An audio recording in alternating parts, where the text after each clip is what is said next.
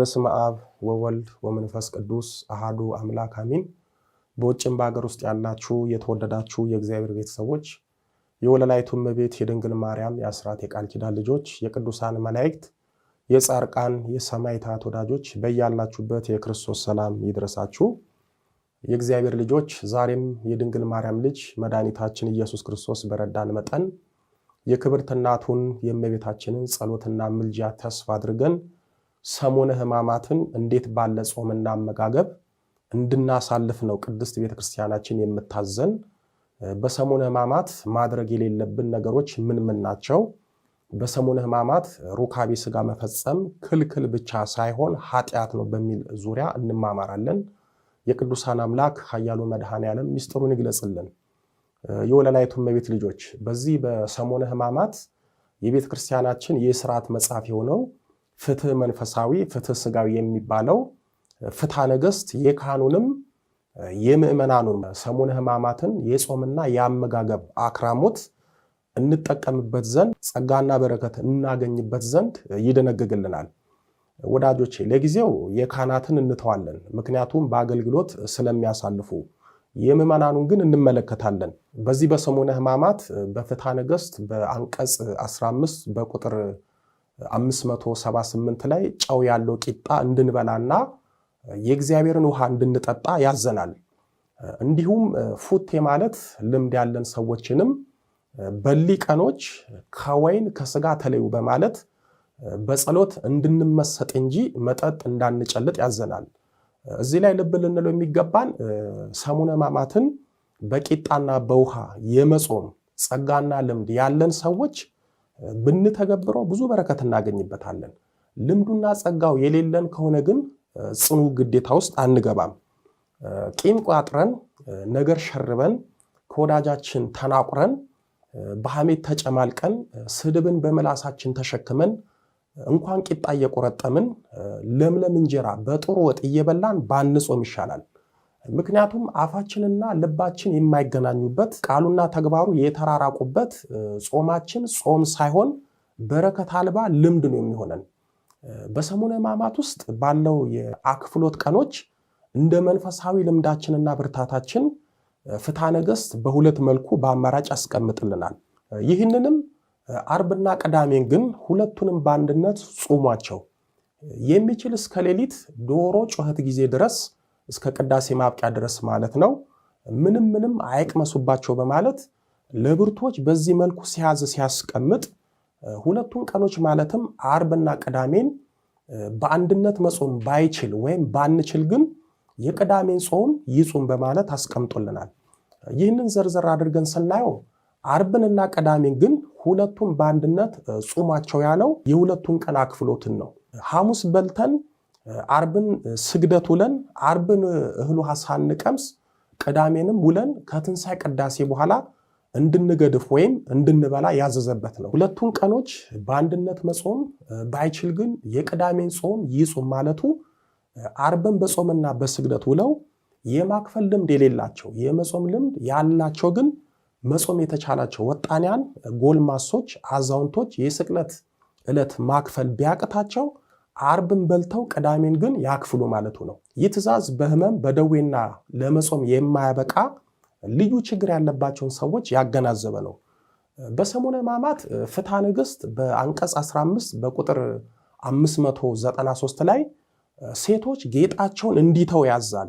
ይህም የሆነው ማንም ሰው ዘመድ ሞቶበት አሊያም ለቅሶ ቤት ሲሄድ ለሐዘን የሚመች ልብስ እንጂ ዓይን የሚገባ ጌጣጌጥ አድርጎ አይሄድም።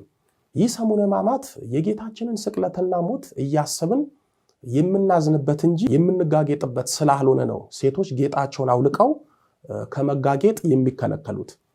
በሰሙነ ሕማማት አንዳንድ ባለትዳሮች በፍትወት በሥጋ ፍላጎት ይፈተናሉ። በሰሙነ ሕማማት የፍትወት ጾር እጅጉን የሚያስቸግራቸው ይኖራሉ። ግን በሰሙነ ሕማማት የእኛን የሥጋ ደስታ ሳይሆን የጌታን ሕማም፣ ስቃይ፣ እንግልት፣ ግርፋት፣ ስቅለትና ሞት የምናስብበት ስለሆነ ሩካቤ ሥጋ ክልክል ነው። ይህንንም ፍትሐ ነገሥት በአንቀጽ 24 በቁጥር 923 ላይ በከበረች በሰሙነ ሕማማት ይችን ኃጢአት ለሚሰራት ወዮለት እግዚአብሔር ለሰው ልጆች የሰራው ጋብቻ ግን ልጆችን ለመውለድ ብቻ አይደለም፣ ስለማይጠበቅ ፈቃድም ነው እንጂ እግዚአብሔር አንድ ጊዜ የሚጠበቁበትን አንድም ጊዜ ፈቃዳቸውን የሚፈጽሙበትን ሰራ።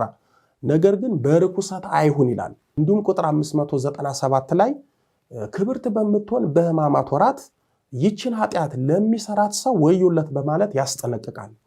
ወዳጆቼ በሰሙነ ሕማማት የሚፈጸም ሩካቤ ሥጋ ኃጢአት ነው። በትዳር ላይ ሩካቤ ሥጋ መፈጸም ኃጢአት ባይሆንም እንዲህ በተከለከሉ ቀናት ግን ኃጢአት ነው።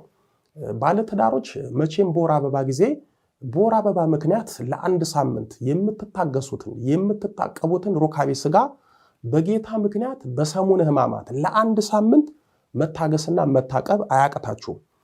በእውነት ስለ ጌታችን ፍቅርና ሕማም ብለን ሥጋዊ ፍላጎታችንን የፍትወት ስሜታችንን ካልገዛን ካልተውን ጌታችንን ምኑን ወደድ ነው? ስለሱ ብለን ሥጋዊ ደስታችንን በሱ ሕማም ካልተካን ጌታችንን በሕማሙ አላሰብነውም ማለት ነው። ቅዱስ ጳውሎስ በፊልጵስዩስ መልእክቱ በምዕራፍ 3 ቁጥር 10 እስከ 11 ላይ በመከራው እንድካፈል ቢሆንልኝ በሞቱ እንድመስለው እመኛለሁ እንዳለ እኛም ሥጋዊ ደስታችንን ሥጋዊ ፍትወታችንን ትተን ለአንድ ሳምንት በመከራው በሕማሙ ልንመስለው ይገባል። ሰው ደግሞ ከእንስሳት የሚለየው አንዱ ሥጋዊ ስሜቱን መግዛት በመቻሉ ነው። ስለዚህ በሕማማት ምክንያት ለአንድ ሳምንት ከሩካቤ ሥጋ ታቀቡ፣ ከትንሣኤ በኋላ ላለው ደስታ አስቡ። በነገራችን ላይ በእንደዚህ ቀናቶች ችግር የለውም በማለት ሩካቤ ሥጋ ፈጽመን ልጆችን እንወልዳለን። የሚወለዱትም ልጆች ብዙ ችግር ያለባቸው ይሆናሉ። በሰሙነ ሕማማት ተጸንሰው ይወለዳሉ። የተወለዱትም ልጆች ለቤተሰባቸው ሕማም፣ ስቃይ፣ መከራ ይሆናሉ። ለራሳቸውም የመከራ ሰው ይሆናሉ።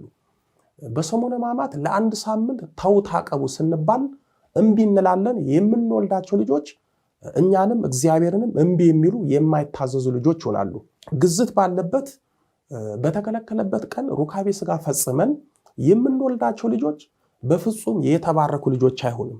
በአጠቃላይ በቅድስት ቤተክርስቲያናችን ስርዓት መሰረት በዚህ በሰሙነ ሕማማት የተከለከሉት ነገሮች ሩካቤ ሥጋ መፈጸም፣ እጅ ተጨባብጦ ሰላምታ መሰጣጣት፣ መሳሳም፣ መስቀል መሳለምና ማሳለም፣ ክርስትና ማንሳት፣ ክህነት መስጠት፣ ፍትሐት ማድረግ፣ መስከር፣ አብዝቶ እስከ ቆፈት መብላት፣ በተለይም የላሜ ጣመ መብላት፣ ዋዛ ፈዛዛ፣ ሳቅ ስላቅ፣ ጨዋታ፣ ጭፈራ የተከለከሉ ናቸው። እግዚአብሔር በትንቢተ ኢሳይያስ በምዕራፍ 1 ቁጥር 19 ላይ እሺ ብትሉ ብትታዘዙም የምድርን በረከት ትበላላችሁ እንዳለን እግዚአብሔርንም ቅድስት ቤተክርስቲያናችንም ታዘን እሺ ብለን የሰሙነ ሕማማትን በረከት ለማግኘት ኃያሉ መድኃኔዓለም ይርዳን። ያስተማረን የመከረን የአባቶቻችን አምላክ ልዑለ ባሕርይ ቅዱስ መድኃኔ ዓለም ኢየሱስ ክርስቶስ ክብር ምስጋና ይድረሰው። ድንግል ስንላት ጌታን ወልዳ የተገኘች፣ ጌታን የወለደች ስንላት ድንግል የሆነች፣ ስሟን ለመጥራት ከሰማይ ከምድር የከበደች መንበረ ፀሐይ መንበረ ሥላሴ ንግሥተ ሰማይ ወምድር የጌታችን የመድኃኒታችን የኢየሱስ ክርስቶስ እናት ወለላይቱ እመቤት ድንግል ማርያም ምስጋና ይድረሳት። አሜን።